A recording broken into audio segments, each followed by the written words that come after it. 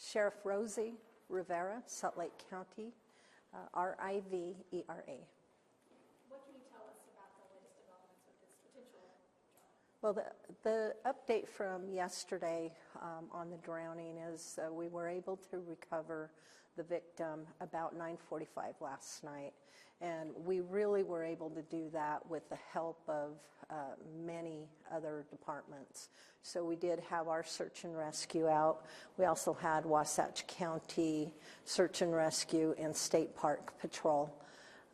Once we knew the area where the victim fell into the water, we were able to put up a buoy that marked that area, and then once the boats were able to get in there and use their technology on the boat, they were able to locate her and was able to recover her.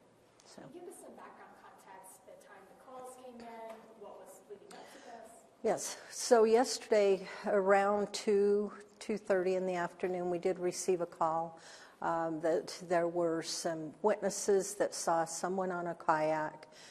They could hear somebody yelling for help. They did see someone in the water for a quick moment. Then they called 911. And once our canyon patrol arrived, they realized that there was a kayak that had come to shore, that there was a real potential that someone did fall into the water. So they initiated the search and rescue call out, and then just started to look. And it took several hours, probably about 7 hours, maybe a little bit longer, to get all the equipment there, all the resources that were needed to recover the victim. But we're glad that we were able to do that in such a short amount of time. Many times we don't get that opportunity. It's too late, and it's several days. So we have made notification to her family, and one thing that we want to say is that this is very, very tragic, and our hearts mourn with the family in something like this. It's so unexpected, and we're prepared. We have our search and rescue. They've been very busy this week. This is the second death in Salt Lake County that search and rescue has had to go out and recover. And one thing that we want to remind everyone is that it's a holiday weekend coming up. Just take every precaution that you can when you're in our canyons, when you're out on the water. Have your safety equipment, and make sure that somebody knows where you're at. With our technology nowadays, we can send a pin to your family member to the exact location, and many times it's very helpful to have a partner. So whether they could help call 911 if you've fallen and you're hurt, or they may be able to help you. But those are some of the tips that we're asking people for this holiday season.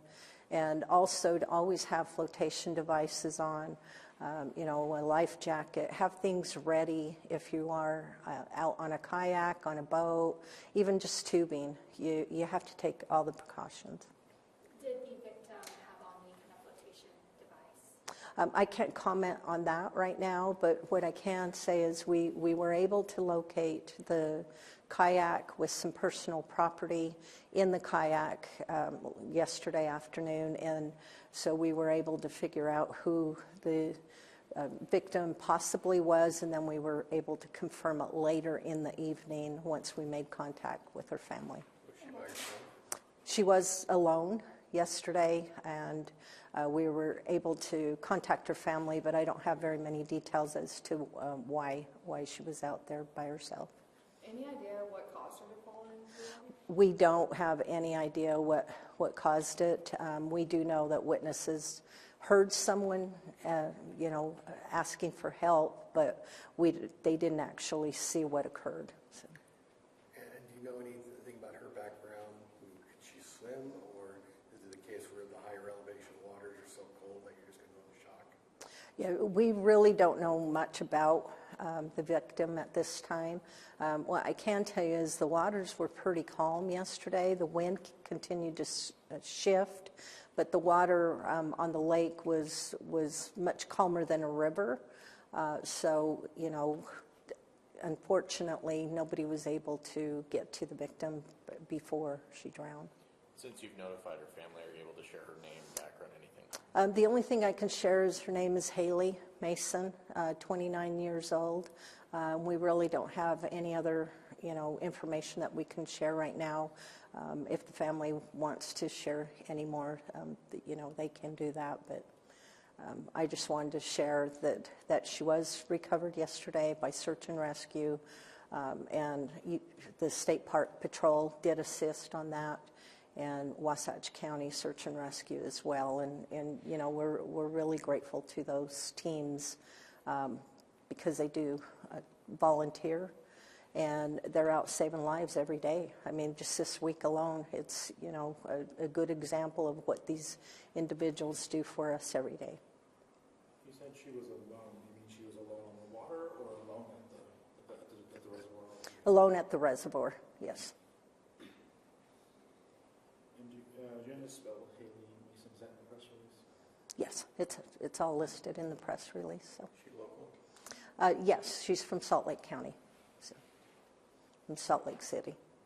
For your search and rescue teams that will be out this weekend, especially, do you have extra crew members that are out with search and rescue this weekend? How does that work?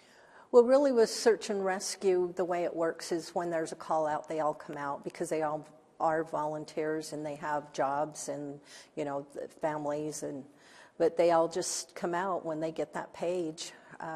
They know holiday weekends are tough because there's so many more people out on the mountains and out on the water. And then we have our canyon patrol, and they're all prepared for the weekend. Another thing that I would like to, you know, if you can get the word out, is people need to take precautions with fires too.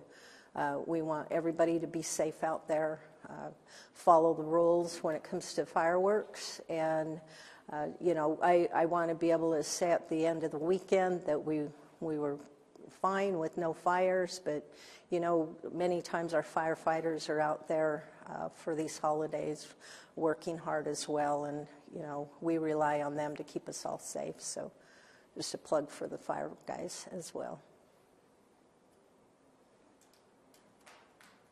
Anything else? Thank you. Okay. Thanks. Thanks, Sheriff.